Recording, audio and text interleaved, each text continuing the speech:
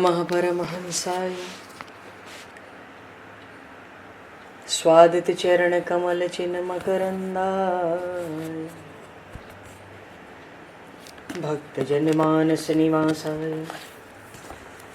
श्री रामचंद्राय नमः।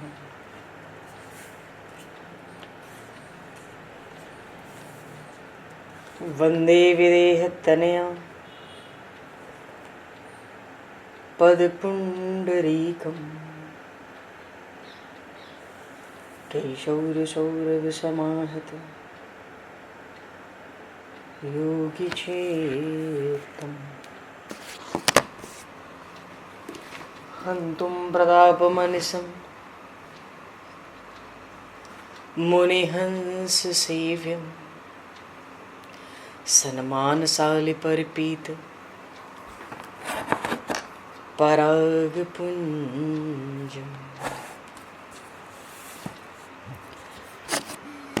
यत्र यत्र रघुनाथकीर्तनं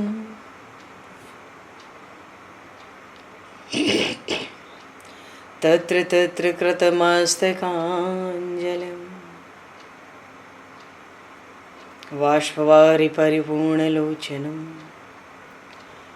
मारुतं नमत राक्षसान्तकं कुन्द इंदुसमदेह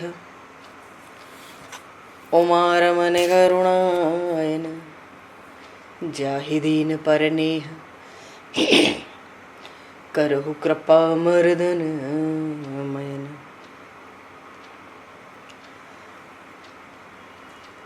प्रहलाद नारद पराशर पुंडरीक व्यासे अम्बरीश शुक शौनक भीष्मदालभ्यां रुक्मांगद अर्जुन वशिष्ठ विभीषणादीन एतानहं परं भागवतान् नमामि। श्री सीतानाथ समारंभां श्री रामानन्दार्य मध्यमाम् अस्मदाचार्य पर्यन्तां वन्दे गुरु परम्पराम्।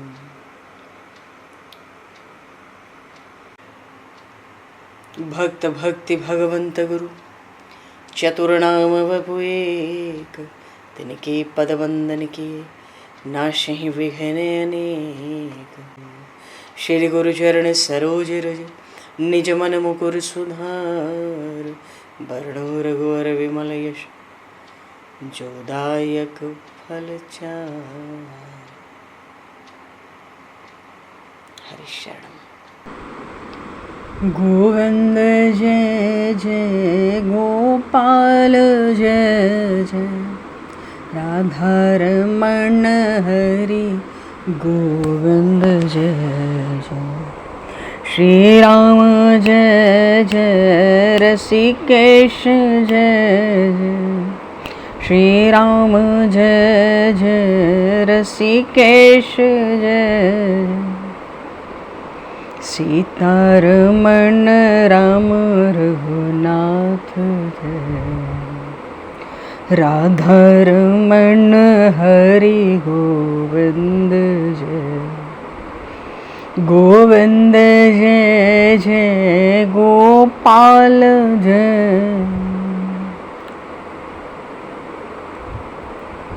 गोविंद जय जय गोपाल जय राधारमण हरि गोविंद जय।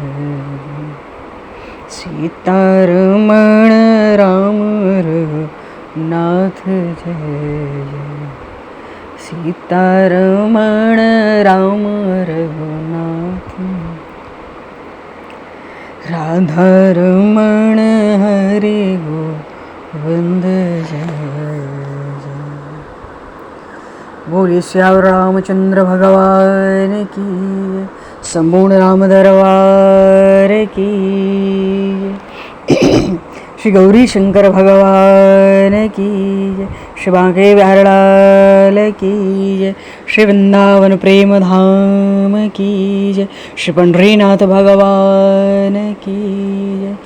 सब संतन की जय, सब भक्तन की जय, समस्त वैष्णवन की जय, समस्त पूर्वाचार्य चरणन की जय, समस्त संप्रदाचार्यन की जय। श्री सद्गुरुदेव भगवान की। गंगा मैया की जय, जमुना मैया की जय, सरजू मैया की जय, गौ माता की जय, तुलसी माता की जय, पृथ्वी माता की जय, काशी महारानी की जय। जय जय श्री सीताराम, जय जय श्री राधे श्याम। नमः पार्वती पते, हर हर महादेव।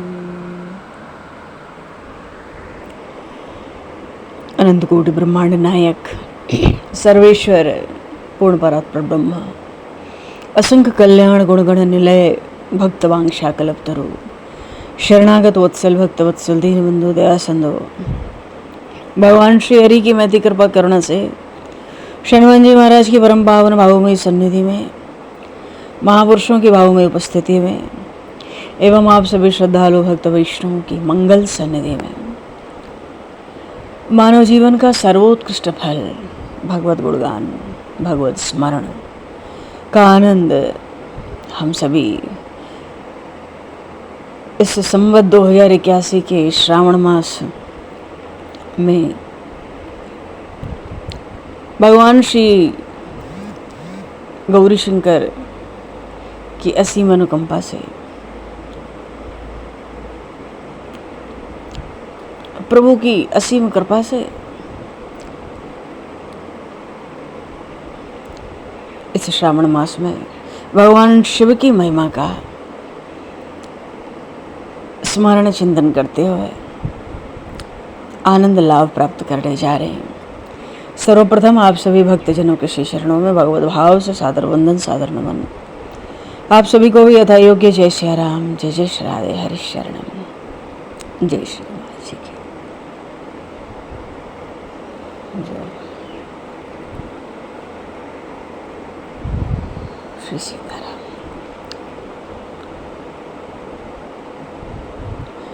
कर्पूर गौरम करुणावतारम संसार सारम भुजगेन्द्रहारम सदा वसंतं हृदयारविन्दे भवं भवानी सहितं नमामि, भवं भवानी सहितं नमामि।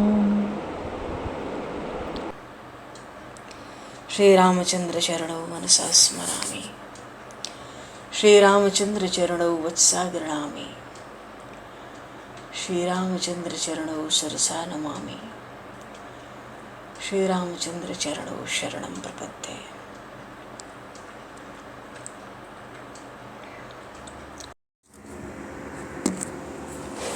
श्रावण मास का आरंभ हुआ है।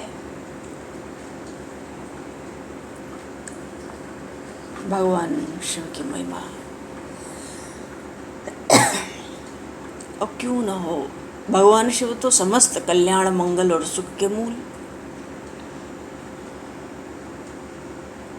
और भगवान शिव की अपार महिमा का गुणगान और शिव जी का गुणगान नहीं, शिव पुराण में शिव जी का गुणगान नहीं, शिव पुराण में तो परब्रह्म परमात्मा का ही सदाशिव रूप से उपासना, उसकी महिमा का वर्णन हुआ है।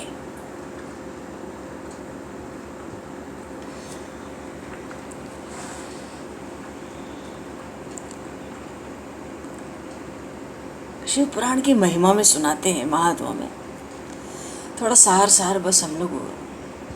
सार क्या है शिव पुराण के महात्मा का? एक बार श्री शौनक जी, अभी सत्र लगाकर बैठते ना महर्षि शौनक 88,000 ऋषियों के साथ, सूत जी से भागवत की कथा भी इन लोगों ने सुनी थी। तो एक बार श्री शौनक जी ने, महाज्ञानी, सूत जी से निवेदन किया, हैं तो ये सूत लेकिन महर्षि व्यास नारायण के शिष्य हैं सूत और समस्त ब्राह्मणों को कथा सुनाते हैं भगवान की।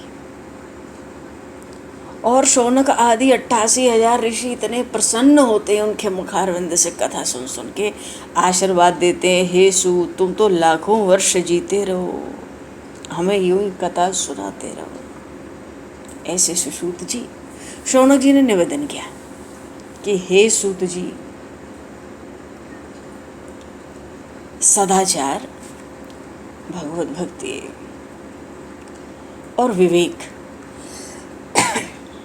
इनकी वृद्धि कैसे होती है? जो साधु जन है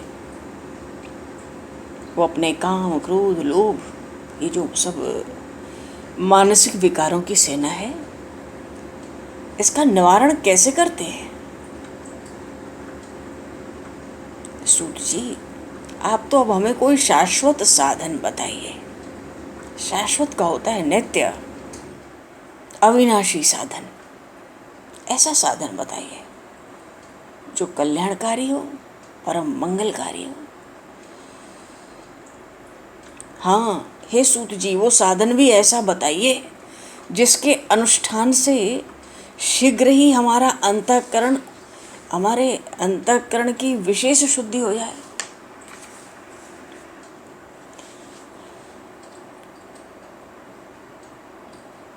और जिसका चित्त निर्मल हो जाए सदा के लिए, उसको शिव पद की प्राप्ति हो जाए।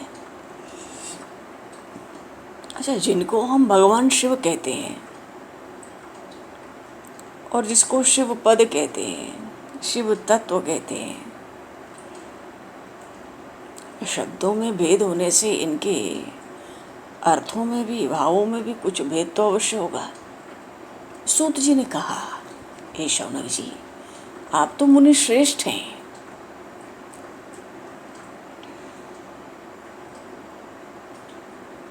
जितने शास्त्र हैं उन सब के सिद्धांत से मिला हुआ भक्ति को बढ़ाने वाला और उन भगवान शिव को संतुष्ट करने वाला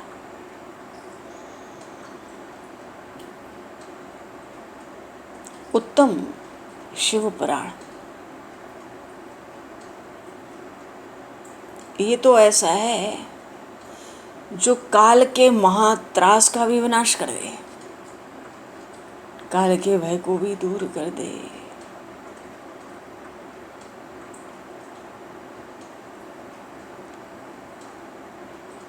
तो हे शौनक जी, पूर्व काल में शिव जी ने ही इसको कहा था।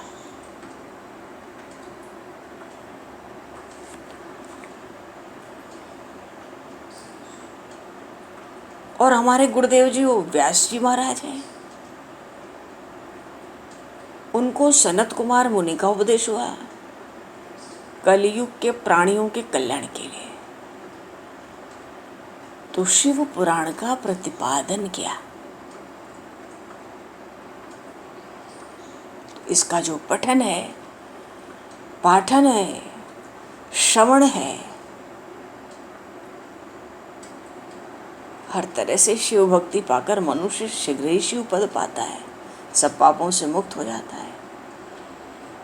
तो शिव पुराण का श्रवण क्या विशेष बताया? शिव पुराण का श्रवण और भगवान शंकर के नाम का संकीर्तन, ये दोनों बातें मनुष्यों को कल्प वृक्ष के समान फल देती हैं, इसमें कोई शंका नहीं है। पुराण श्रवणम शंभोर नाम संकीर्तनम तथा कल्प द्रुमम फलम सम्यक मनुष्याणाम न संशयः। भले ही 24,000 श्लोक हैं तो क्या, पर भगवान शिव का शिव पुराण और भगवान शिव के नाम का संकीर्तन, ये बात बताई। मनुष्याणाम न संशयः।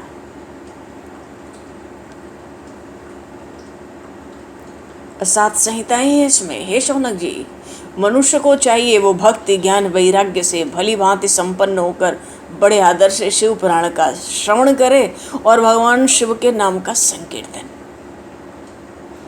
बोले श्री गौरी शंकर भगवान की जय।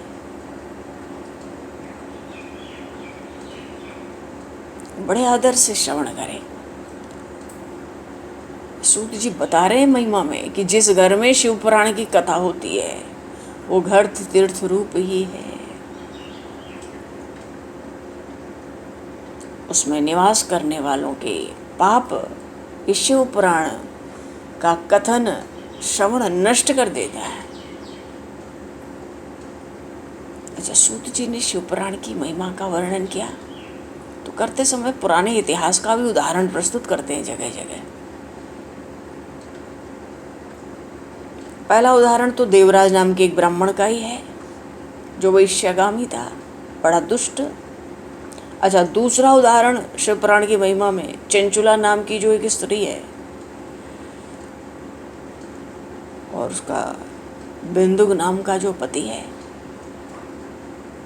ये दोनों ही दुरात्मा और महापापी थे, बहुत विशेष दुरात्मा महापापी।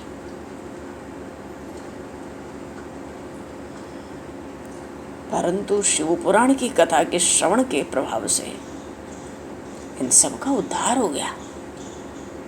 उद्धार ही नहीं हो गया, शिव पद की प्राप्ति हो गई। बोलिए श्री शंकर भगवान की जय। बड़ी सुंदर कथा है देवराज नाम के ब्राह्मण की भी, और वो वैश्यगामी दुष्ट। शौनक जी ने पूछा सूत जी से, इस शिव पुराण का श्रवण किया जाए, प्रभु उसकी विधि क्या होनी चाहिए? उसकी क्या कोई विशेष विधि है शिव पुराण के श्रवण की? सूत जी कहने लगे, देखो, शिव पुराण को सुनने के प्रायः सभी अधिकारी हैं। भगवान शिव के जो उपासक हैं, उनके अतिरिक्त गणेश जी महाराज के जो भक्त हैं, जो शाक्त हैं, जो सूर्य की उपासना करते हैं, जो वैष्णव हैं, ये तो एक संप्रदाय जैसी एक परंपरा की बात हुई। इसके साथ ही ब्राह्मण, क्षत्रिय, वैश्य, शूद्र, चारों वर्ण, सब स्त्री पुरुष, सब ब्रह्मचारी, गृहस्थ, वानप्रस्थी, सन्यासी, तो कैसे श्रवण करते हैं? दो बात है, सभी सकाम भाव से या निष्काम भाव से। या तो सकामता होगी हृदय में श्रवण करते समय, या निष्कामता होगी। तो अपने अपने भाव के अनुसार सब लोग कथा श्रवण करते हैं।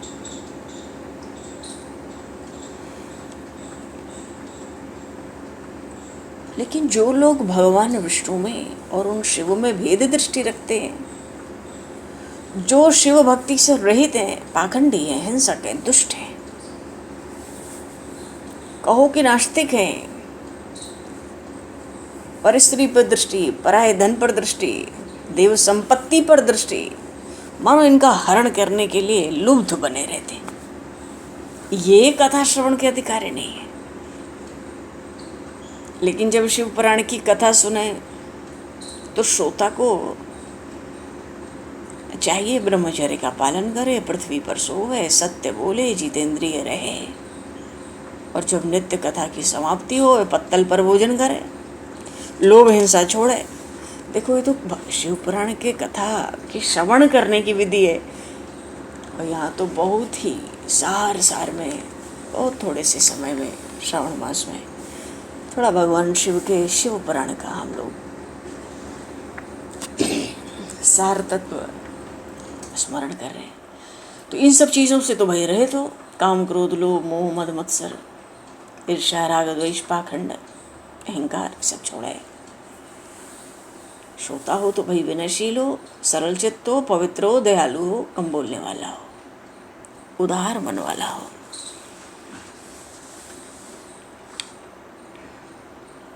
अब कथावाचक को भी कहते हैं संयमी हो, शास्त्रज्ञ हो, भगवान शिव की आराधना में तत्पर हो, दयालु हो, निर्लोभी हो, दक्ष हो, धैर्यशाली हो, वक्तृत्व शक्ति से संपन्न हो, ऐसा कथावाचक उत्तम माना गया है। और हाँ शौनक जी, जो कथावाचक ब्राह्मण अपने आसन पर विराजमान है, उसके लिए एक विशेष नियम है, जब तक कथा समाप्त न हो जाए तब तक बीच में किसी को भी वो प्रणाम न करे। तो इस विधि विधान का पालन करने पर श्री से संपन्न ये शिव पुराण सब फल को देता है, यहाँ तक कि भोग और मोक्ष को भी देने वाला है केवल श्रवण से। और जो शिव पुराण का महात्मा है ये भी सब अभिष्टों को देने वाला है। मानो शिव पुराण के महात्मा का श्रवण भी मनुष्य की समस्त कामनाओं को पूर्ण करने वाला कहा गया।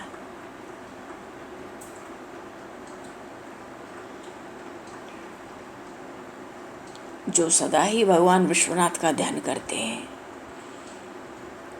जिनकी वाणी भगवान शिव के गुणों का स्तवन स्तुति करती है, जिनके दोनों कान उनकी कथा सुनते हैं, ये समझो कि इस जीव जगत में उन्हीं का जन्म लेना सफल है। वे निश्चय ही संसार सागर को पार हो जाते हैं।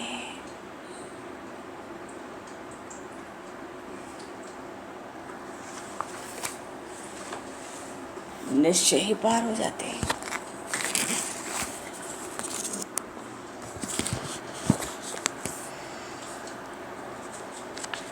अच्छा, ये जो संसार सागर से पार जाने की बात है, इसमें बाधक तो माया ही है विशेष रूप से। जितने प्राणी हैं सबके सब तो भगवान कहते हैं मेरे ही अंश के हैं, पर ये प्रकृति माया का संयोग होने से जीव दशा सब प्राप्त हो गए।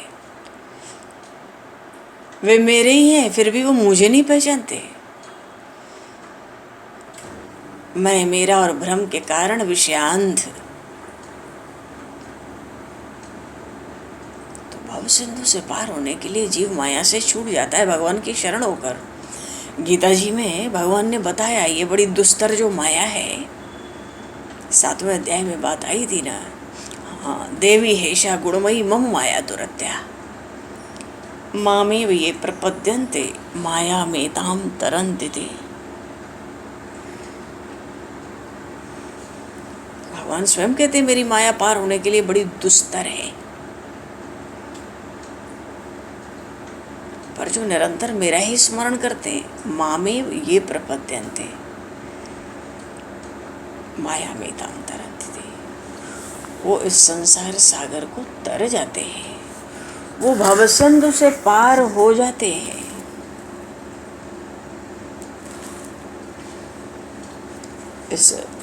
मानो इस भवसिंधु को पार करने का एकमात्र उपाय है निरंतर भगवत स्मरण, सतत भगवत चिंतन।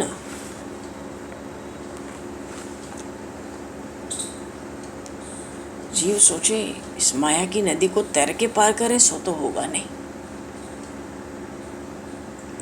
तो माया की इस नदी को पार वो ही कर सकते हैं। भगवान ने स्वयं कहा है जो अनन्य भाव से केवल मुझको ही भजते हैं, मामेव ये प्रपद्यन्ते माया मेताम तरन्ति थे। या ये कह लें कि जो अनन्य भाव से भगवान को ही भजते हैं, ऐसे लोगों को ये माया की नदी पार करने की जरूरत ही नहीं रहती। क्यों? जो निरंतर सतत भगवान का चिंतन करते हैं, उनके लिए तो माया की नदी में इस पार ही जल नहीं बचता। इस पार ही जल नहीं रहता उनके लिए, तो पार क्या करेंगे।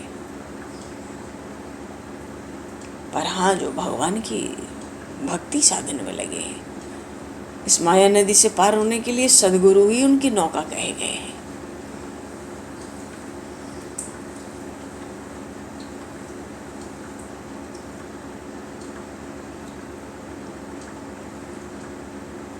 तो जो निरंतर भगवत स्मरण में ही है,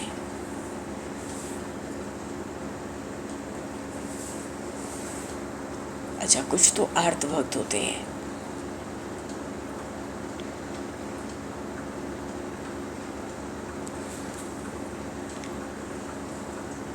कुछ तो आर्त भक्त होते हैं, दुख छूट जाए इसलिए भगवान का भजन करते हैं कि हमारे दुखों की निवृत्ति हो जाए।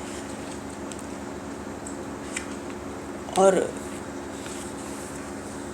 जो जिज्ञासु भक्त होते हैं उनमें विशेष रूप से तो ज्ञान की अभिलाषा की प्राप्ति बनी रहती है कामना में। जो यथार्थी है अर्थ सिद्धि चाहिए रहती है, भगवान से अर्थ मिले, धन वैभव संपत्ति मिले, ऐश्वर्य मिले। पर जो चौथे भक्त होते हैं उनमें कोई वासना नहीं होती। तो जिनमें कोई वासना नहीं होती ऐसे भक्त भगवान को बड़े प्यारे हैं।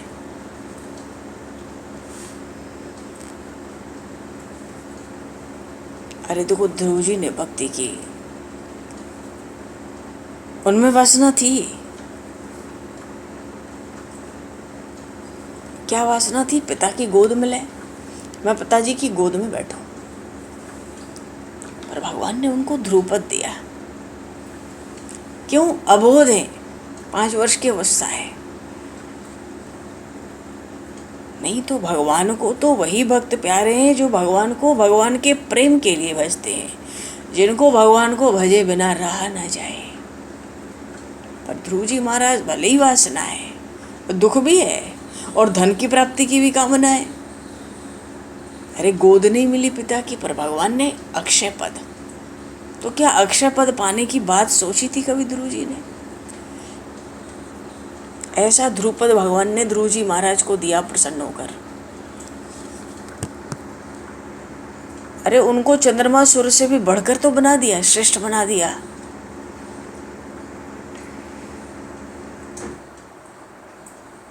और जो दुख से पीड़ित होते हैं, आर्त भक्त होते हैं, भगवान तो कहते भैया बिना आगा पीछा सोचे उदारता पूर्वक कृपा दान करने के लिए तैयार रहता हूं। अजामिल जो था केवल अपनी ममता के वशीभूत होकर अपने नारायण नाम के पुत्र को पुकारा था, और तो कोई दूसरी बात नहीं थी। पर उसके नारायण नाम बोलते ही भगवान ने उसको मुक्ति पद प्रदान किया।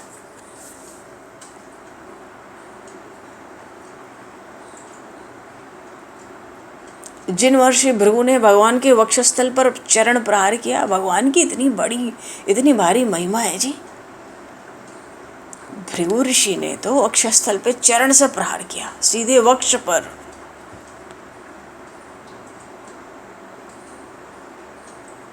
तो उनका चरण चिन्ह भगवान आज भी आभूषण की तरह धारण करते हैं, भृगुलता।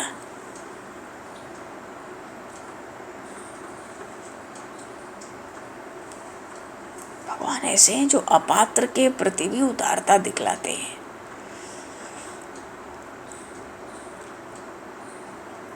गए तो थे राजा बलि से दान मांगने, हुआ क्या? स्वयं उसके ही द्वारपाल हो गए। परम भागवत बलि जी महाराज भगवान के बड़े प्यारे भक्त थे।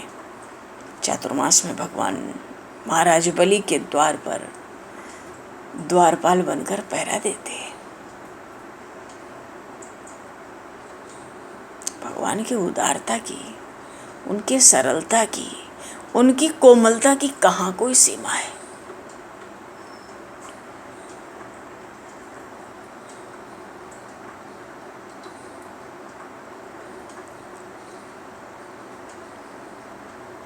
और कहाँ तो लेने गए 3 पग धरती। देखो ना, सर्वस्व लेकर कह दिया बलि को, तुम झूठे हो, तुम नरक जाओगे, बांधो इसको। वरुण पाश में बांध लिए गए बलि जी। सारे असुरों ने, दैत्यों ने मिलकर भगवान पर आक्रमण कर दिया, वामन भगवान पर। और कौन से वामन भगवान? जो आकाश से लग रहे थे। टूट पड़े चारों तरफ से दैत्य। महाराज बलि समझा रहे हैं, अरे नमिति, हे सुमति, रुको रुको, ऐसा मत करो, मैंने उनको दान का। अरे ये बड़ा छल कपट करता है। जो भगवान आकाश से लग रहे थे, उन भगवान के ऊपर असुरों ने आक्रमण किया। भगवान के सब पार्षद भी आ गए, पीट पाट के सबको ठीक कर दिया। पर देखने में कैसा लगा होगा वो दृश्य। कहाँ तो ये बामन ब्रह्मचारी आया था 3 पग धरती मांगने, और क्या क्या नहीं हो गया वहाँ, कुछ होने से नहीं बचा। भगवान तो भक्त का जब तक सर्वस्व नहीं ले लेते उनको तुष्टि नहीं मिलती भीतर।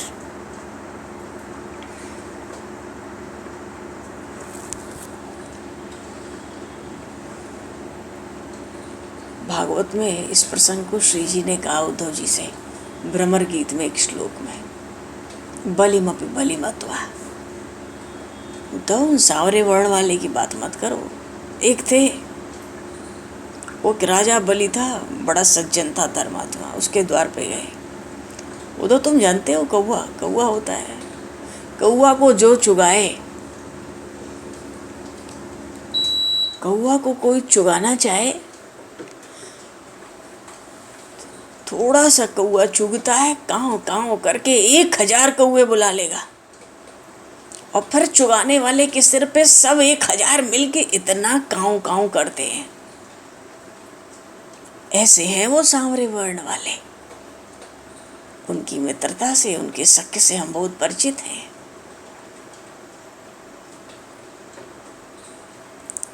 भगवान में तो प्रकृति का कोई दोष है नहीं, पर निंदा के शब्दों में भगवान की स्तुति करते हैं श्री जी।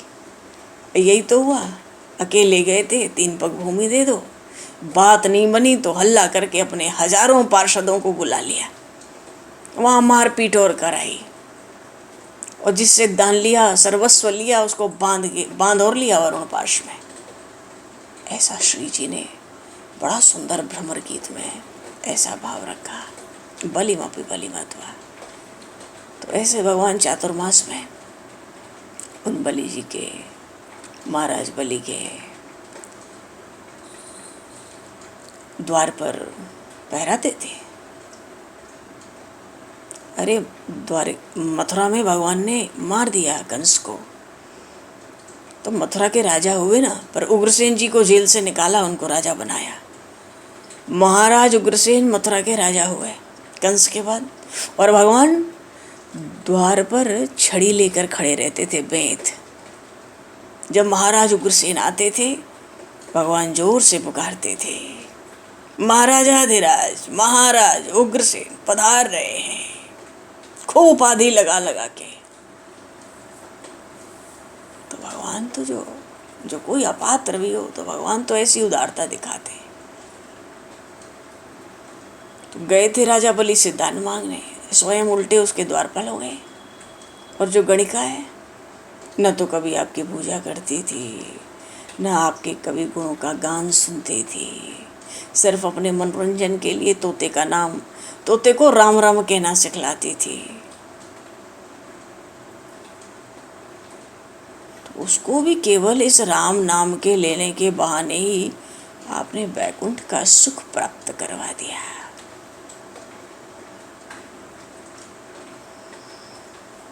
मानो झूठे ही बहाने बनाकर, झूठे झूठे बहाने निकालकर भगवान अपनी इच्छा से बलपूर्वक मुक्ति का पद दान करते चले आए। बहुतों के पल्ले बांध देते हैं प्रभु,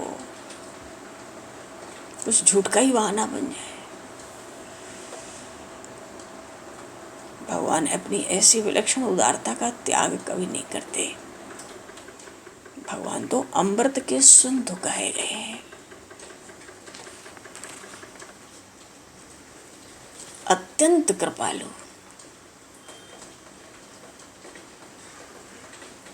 भगवान की उदारता असीम है। भगवान की उदारता अपरंपार उदार है भगवान। बड़े बड़े योगी जन आत्मचिंतन की समाधि लगा के इन प्रभु का ही तो ध्यान करते हैं।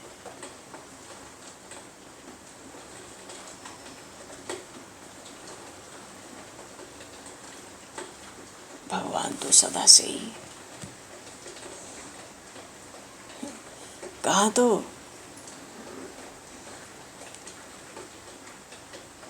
प्रभु प्रभाव जो काल है खाई,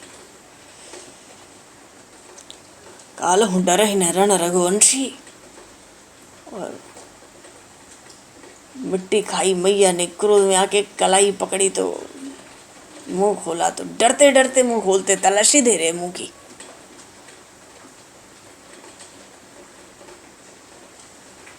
तब तो चतुर्धुर 14 भुवन के दर्शन हो गए।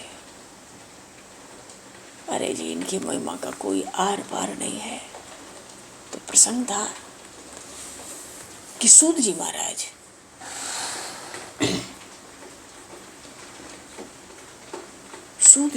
शौनक जी से कहते हैं कि इन हरि और हर में कभी भी भेद बुद्धि नहीं रहनी चाहिए। भेद बुद्धि का सदा ही त्याग करो और उन सदा ही उन भगवान विश्वनाथ का ध्यान करो। वाणी से उनकी स्तुति करो, कानों से उनकी कथा सुनो। तभी जीव का जीव जगत में जन्म लेना सार्थक होगा और तुम निश्चय ही संसार सागर को पार कर जाओगे। बोले श्री भक्तवत्सल भगवान की, श्री गौरी शंकर भगवान की जय। सब संतन की जय, सब भक्तन की जय, सतगुरुदेव भगवान की जय, सियावर रामचंद्र भगवान की जय। तो भगवान समय को दृष्टिगत करते हुए कल कथा का समय वही पूर्ववत रहेगा, 5 से 6 वाला, 5:15 से। अब आज तो समय को दृष्टिगत करते हुए यहीं पर वाणी को विराम। वाक्य पुष्पांजलि प्रभु के श्री चरणों में सादर समर्पित। आप सभी को भी यथा योग्य जय सिया राम, जय जय श्री राधे, हरि शरणम, जय श्री गुरु महाराज जी। जय सिया राम जी, जय श्री गुरु महाराज जी की। जय सिया राम, जय जय श्री राधे, जय श्री गुरु महाराज जी की। हरि जय सीताराम। हरि शरण। जय श्री राधे, राधे राधे महादेव, महादेव। जय